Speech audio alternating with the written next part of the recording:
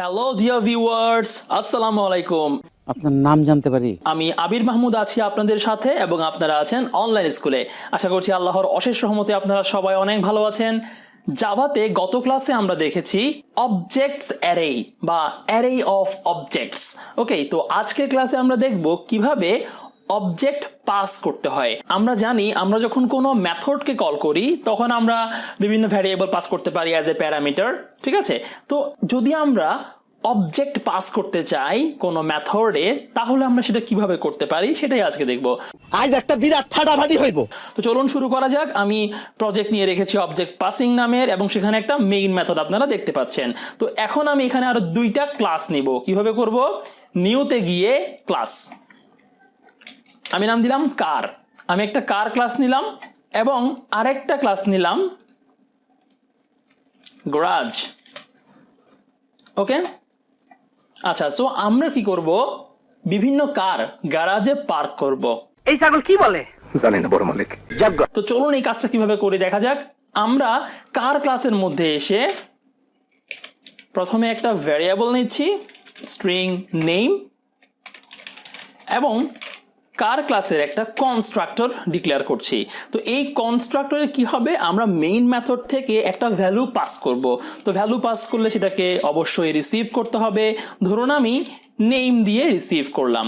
এখন এই নেমটাকে যদি আমি আমার যে ভ্যারিয়েবলটা আছে গ্লোবাল ভ্যারিয়েবল সেখানে স্টোর করতে চাই, আমরা কিভাবে করতে পারি? যদি আপনি লিখেন name is equal two name, সেক্ষেত্রে ডেটা অন্য ক্লাসে পেতে একটু সমস্যা হয়ে যায়। এখানে একটা ওয়ার্নিং দেখায়, খেয়াল করুন। ওয়ার্নিংটা হচ্ছে কোয়ালিফাই লেফট হ্যান্ড সাইড বা রাইট হ্যান্ড সাইড। অ্যাকচুয়ালি এটা যেটা বুঝায় সেটা হচ্ছে এই নেমটা কি লোকাল ভ্যারিয়েবল নাকি গ্লোবাল ভ্যারিয়েবল, কারণ দুইটা নামই আমি সেম দিচ্ছি। তো এটা বোঝানোর জন্য আমরা যদি লেফট হ্যান্ড সাইডে যে নেমটা আছে সেখানে যদি দিস ডট দিয়ে দিই, তখন এটা বোঝায় এই যে নেমটা আছে যেটা দিস অপারেটরের পরে ডট দিয়ে লেখা হয়েছে সেটা হচ্ছে গ্লোবাল ভ্যারিয়েবল, আর এই যে নেমটা এটা হচ্ছে লোকাল ভ্যারিয়েবল। ওকে, সো আমি নেমের মধ্যে নেমটাকে রাখলাম। আপনার বুদ্ধি ভালো। এখন আমরা মেইন মেথডে আসি। মেইন মেথডে এসে কারের একটা অবজেক্ট ডিক্লেয়ার করি, c is equal to new car. তো যেহেতু এখানে রিসিভ করার জন্য আমরা একটা ভ্যারিয়েবল রেখেছি, তাহলে অবশ্যই আমাকে ভ্যালু পাস করতে হবে যখন আমি অবজেক্ট ডিক্লেয়ার করব। তো আমি পাঠালাম ধরুন BMW। সো এখন আর কোনো এরর নেই। তাহলে যখন এই অবজেক্টটা ডিক্লেয়ার হবে সাথে সাথে কনস্ট্রাক্টরটা যেহেতু কল হবে, কনস্ট্রাক্টরে এই ভ্যালুটা পাস হবে, সেটা এই কনস্ট্রাক্টর রিসিভ করবে। রিসিভ করে সেটা আমাদের যেটা গ্লোবাল ভ্যারিয়েবল আছে সেখানে স্টোর করে দিবে। এতটুকু আশা করি সবার ক্লিয়ার। সো এখন আমরা আরেকটা কাজ করি। গ্যারাজ যে ক্লাসটা আছে এখানে আমি একটা মেথড নিলাম, ধরুন ভয়েড পার্ক। ওকে, তাহলে এখন এই ভয়েড পার্কের মধ্যে আমি এই যে নেমটা আছে কারের নামটা সেটাকে কিভাবে আনবো খেয়াল করে দেখুন। এটা আনার জন্যই আমরা অবজেক্টটা পাস করব, কারণ যে নেমটা আছে কারের নেমটা সেটা তো কার ক্লাসের মধ্যে আছে, তাই না? এটাকে আমি গ্যারাজে কিভাবে আনবো খেয়াল করে দেখুন। আমি মেইন মেথডে আসলাম, এখানে এসে প্রথমে একটা গ্যারাজের অবজেক্ট ডিক্লেয়ার করি, G is equal to new garage. Okay, object declare করলাম, ভালো কথা। এখন যখন আমি এই পার্ককে কল করব তখন কার ক্লাসের যে অবজেক্টটা আছে সি সেটাকে পাস করে দিব। দ্যাটস ইট, আর কিছুই না।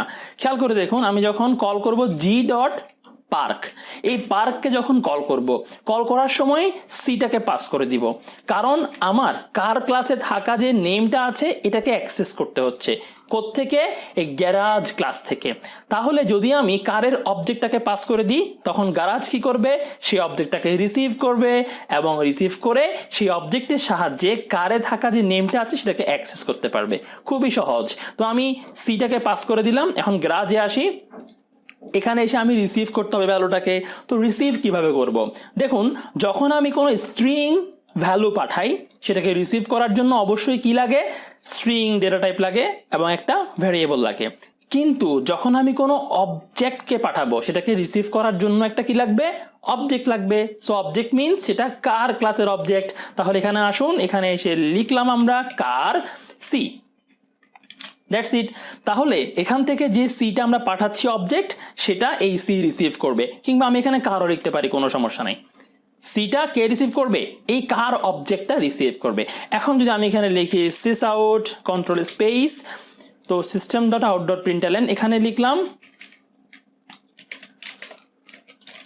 You have parked space plus car dot name.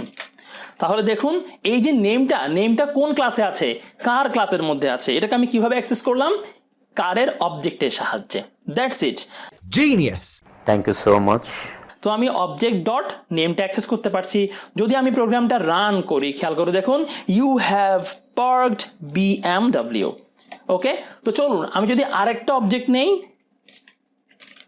ধরুন এটা হচ্ছে C1, এটা হচ্ছে C2, BMW দেন টেসলা। তাহলে C1 কে একবার পাঠালাম পার্ক করার জন্য, আবার C2 কে পাঠালাম পার্ক করার জন্য।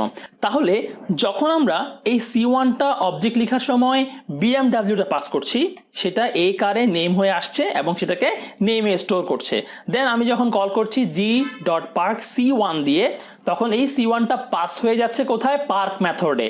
তো গ্যারাজের মধ্যে এসে পার্ক মেথডে এটা কার হয়ে ঢুকছে, ঢুকে কি প্রিন্ট করবে? You have parked BMW। এরপরে যখন আমি আবার C2 অবজেক্টের সাহায্যে পাঠাচ্ছি টেসলা, তখন কিন্তু এখানে নেমটা কি হয়ে যাচ্ছে? টেসলা হয়ে যাচ্ছে। সো যখন এবার g.park আমি C2টা পাঠাবো, তখন কোনটা কল হবে? যে নেমটা আছে টেসলা, সেটাই এখানে আসবে এবং দেখাবে you have parked Tesla. So run করে দেখা যাক। এই যে খেয়াল করুন, you have parked BMW, then you have parked Tesla. Finish, congratulation.